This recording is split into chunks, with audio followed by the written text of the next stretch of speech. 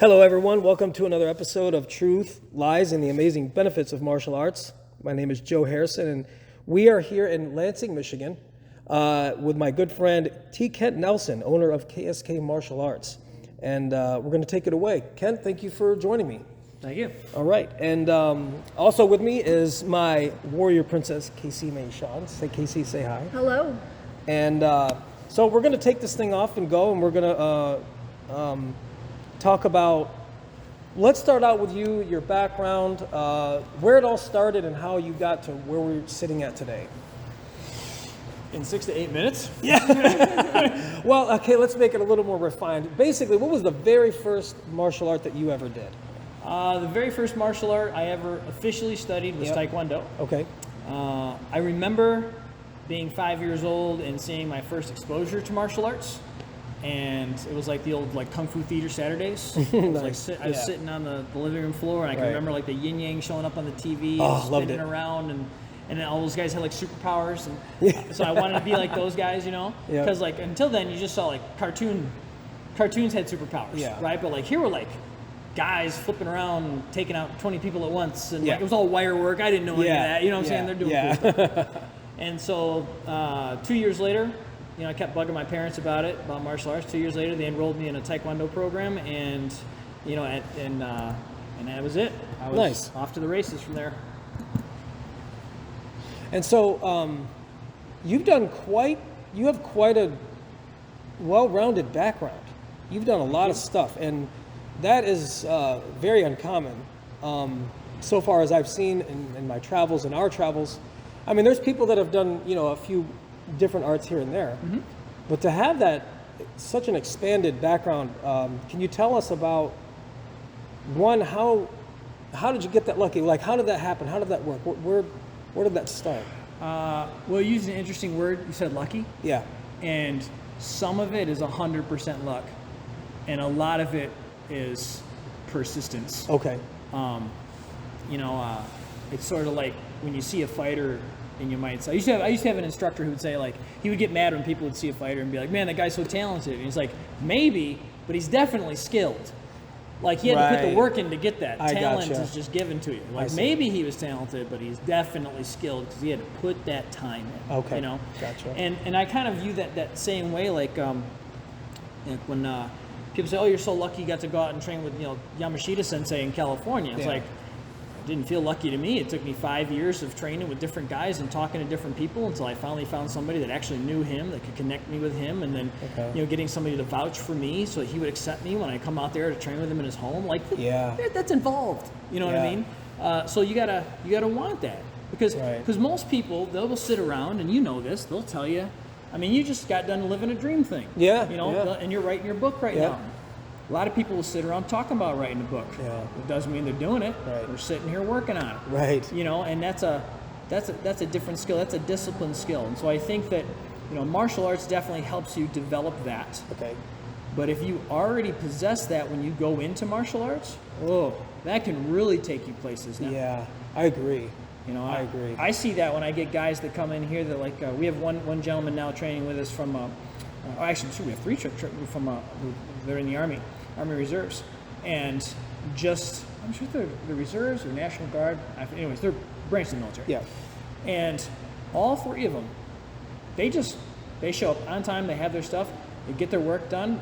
They're never trying to force things too much. They're always trying to learn the ins and outs, and they want to make it work because they're disciplined to do it on their own. That's the type of people they are. Mm-hmm. So you have martial arts that can help people find discipline.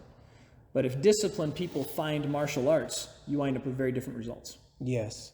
So what made you, or what drove you, or interested you in wanting to be a multifaceted martial artist, rather than saying, I want to stick to just these one or two things? There must have been something in your life that made you go, I want to do all these things, Well, it's really funny because I'm kind of known for being more of a FMA, JKD, BJJ kind of guy. Yeah. But to ask that question, I'm going to sound like a Taekwondo and karate kind of guy. Okay. So I did Taekwondo from the time I was 7 until I was 14. So I did that for 7 years under a few different teachers. And unfortunately, there was a falling out at the school. The instructor, the head instructor, crossed paths with my father in a way they didn't appreciate. I was removed from the school and put into a Japanese karate school. And you said to not do names or anything like that? Or? It's only if you're comfortable. It doesn't. I always like to try to give credit absolutely to people. No, that, yeah, that absolutely. Help me. So he enrolled me in a school called Anderson's Karate that was run by a man named John Anderson. That was in Holt, Michigan, and there were 3 different. I assume that was a Japanese based, and so I learned. It was my first exposure to karate, but on top of that, that was my first exposure to Nihon Jiu-Jitsu. There was a gentleman there named Sensei Todd Young. That was my first exposure to Japanese Jiu-Jitsu. They taught Ryukyu Kobudo. There, I think they called it Ryukyu Kobujitsu at the time, but it's Ryukyu Kobudo. And also my first exposure to Iaido and Kendo. And I all of a sudden, I went from one art that was Korean to like 5 Japanese martial arts all at once were offered at this one place.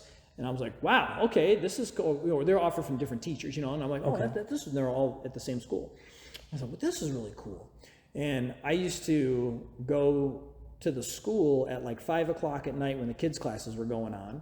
And I was like 14, 15 years old. And I would go down in the basement of the school and I would start cataloging and writing down all the things that I was like, okay, this is really working for me and I like this. And I would keep a separate notebook with all my Taekwondo stuff that really worked and all the stuff that didn't. Because like I could kick these karate guys in the face like all day long and they couldn't block anything. It was awesome. But I got tagged in the groin more than I really cared to admit, right? Because it was illegal in Taekwondo where I was at, but it was legal at this place, right? So they all had low, powerful kicks. So I would just get knocked on my butt. But if I could tag one in the head, that's a whole different story. Yeah. And so I started cataloging, well, this works and that works. And I realized, I'm like, this mixture actually works better than any one individually. But at the time, that was still very much the era of you cannot mix systems. Like it was. I remember. Yeah. I remember that. Now it's like, if you're not doing that, you got to do it, right? But at that point in time, it was preserve the system, preserve the ego, like all that kind of stuff. Yeah. Make the person serve the art, not the art serve the person mentality. Yep. And so at that point, that was kind of the beginning of me sort of forming what would eventually someday turn into KSK someday. That was me understanding, like that was the beginning of my personal Jeet Kune Do without knowing it yet. Gotcha. And then as I continued to move through and find different teachers, I realized, okay, I went from 1 style to 5 styles, which actually kind of gave me 6 styles, but I didn't use all the styles. They're all me, but it's all the styles, but it's not. And that was that like, this feels like Jeet Kune Do. Yeah. Those are all the answers, but yet nothing concrete. Right. And as I moved forward, I became less shy about experimenting with different stuff. The only thing that made me shy about experimenting with different systems was always the teachers. The teachers would never want me to train with anybody else ever. And it was always, nope, you have to do this and nothing else. And unfortunately, it led to the end of a lot of good relationships too in those days because I recognized, like, wait a minute, it only helps me personally when I learn all this other stuff. And of course, I was called a heretic at that time, and I was like, oh, you're unloyal and all that kind of stuff. I was like, how am I unloyal? Like, what would be the difference between if I was a member of a karate club, let's say, right, and I had 5 extra hours in my week on top of my time at that week. Now, they wouldn't bat an eye if I joined a basketball league for those extra 5 hours. Yeah, good point. Or if I picked up the guitar for those extra 5 hours. Yeah. But if I decided to go do kickboxing for those extra 5 hours while I'm doing karate over, now all of a sudden they both got issues with each other. Yeah. It's like, so can you go? I'm actually really glad that you brought that up because it's more than 6, not. 8 minutes. No, it's fine. But it hasn't really been talked about that much, at least today. I remember it being a conversation back in the day, like you said, where it was frowned upon to do such a thing. And can you, at least in your experience, go back into where you think, like, why do you think that was an issue, and where do you think that came from? Why was that like that, and why? Are there any pros and cons to that? Is my second question. So where do you think it started? There are pros to that. Okay. There's a lot of cons to that, but there are a lot of pros to that that I think people don't understand. Okay, go ahead. Usually what happens is in our culture, when we find that something isn't perfect, right? We then like completely say it's all bad. Here's a good example for you. Okay. I don't know if I want this in that way. No, whatever. no. But here's a good example for you. We just recently saw Will Smith go up and pimp slap Chris Rock. Of course, yeah. Over a comment. Yep. Okay. I'm gonna leave all the political stuff to the side because I got my own opinions on that. Right. Show. Right. But you know, how do I want to form this? We as a culture, all of a sudden now everybody's like, Will Smith is evil, Will Smith is bad, Will Smith blah, blah, blah, like, and it's like, well, wait a minute, didn't we, like, those same people, like, weren't you just the same people that write in articles about how he's the greatest actor we've ever had, and he's such a humanitarian, and he's such all this other stuff, and he's brought joy to so many people's lives, but he had a mess up here that shows he wasn't perfect, and now, like, he's evil. Yeah. Now, I'm not saying he's evil. He's definitely human, and he made a mistake. Yeah. But that doesn't change the good stuff he's done in his life. Right. Right? Okay. So now we do the same with martial arts and anything else. We find something and like we love it, and then there's a little chip in it, and we're like, oh, well, that's totally worthless because of this one thing. Right? And so we do that with martial arts. And in systems that, like, definitely it can be considered a drawback when you have a system that calls itself pure or whatever, or doesn't like to mix with other stuff. Yes, there's drawbacks, but that doesn't remove its value. Okay. Because it had value up going into that place, right? Yeah. Still has that same value, just means you can get different value from other places. So for like right now, I've returned to Kobudo, and I'm doing Ryukyu Kobudo right now. It's for me. It's my personal thing. I'm not teaching it in my school, but it's for me because this system is one that's been fairly untouched. Okay. It's been tried to be preserved by Oyata through his teachers to my teacher, and so I'm trying to learn it that same way because of all the interesting things that I'm watching it do for my body. Right. You know, same with like ancient arts like Tai Chi and Qigong. Like we know now that like that kind of stuff helps you with your health. That kind of stuff helps you find a foundation inside. That kind of stuff helps you psychologically and emotionally. There's so much it does for you. Yeah. But most people will go, look at this old guy doing this in the park. Yeah. And they're like, man, you can't beat nobody's ass with that stuff. It's like, yeah, but he's not doing it for that. He's doing it to keep those knees moving. Yeah. You know, like, would you expect this old man to go hit double legs with you? That's not going to work. That's not going to work. Yeah, so you have to look at the value for each, right? Okay. And so I'm a big believer in history, context, or excuse me, like a history, context, and relevance. Mm-hmm. If you understand the history of an art, it gives you the context of why it was created, and it gives you the relevance, how it's relevant to you. Okay. So if you look at an art that was created, this art was specifically for this reason, and it created these health benefits, and they've discovered that, so they continue to teach it for the health benefits. Okay. Well, that's how it's relevant to me, the health benefits. But if I look at it like, I'm going to go try to enter an MMA match and only train Tai Chi, I could be in trouble. Yeah. Because I get a different benefit from it, right? But if I go train, let's say, wrestling, I'm not going to get the same health benefits I will from Tai Chi. I might even break my body down further and wind up with injuries. You see what I'm saying? Yeah, yeah. So anytime you mix, you bring in goods and bads. Yeah. You lose goods and bads. Right. So the pure systems have things to offer. Okay. Now, as far as why do I think, say that for me again, that question. So why do you think? Because what we were saying before was that back in that time when you started, and even when I started, it was frowned upon to cross train or to go to multiple schools or whatever because they had their reasons. And now it might still be frowned upon, of course, from very pure traditional schools, but it's obviously, at least from what I've seen, it's a lot less. I think it's ego. Ego. I'm just going to say it. Yeah, that's fine. That's 100% I think it's ego. Once you're running a business, especially if you're a full-time martial artist, and I say this as a full-time martial artist. Yep. Okay? But I've watched it so many times, time and time again, where if it isn't about the money, like the money sets it up, right? So if you don't know anything about martial arts or self-defense, and you come in and you start training karate or taekwondo or rex kwando or whatever you want to do, it's so in that person's best interest that you believe that is like all the things you need are there, so that they don't go search out and find somebody else. Because if that happens, Well, then your money goes to that person, and they might not be able to pay their rent, feed their family, whatever it is. And a lot of people make that nefarious.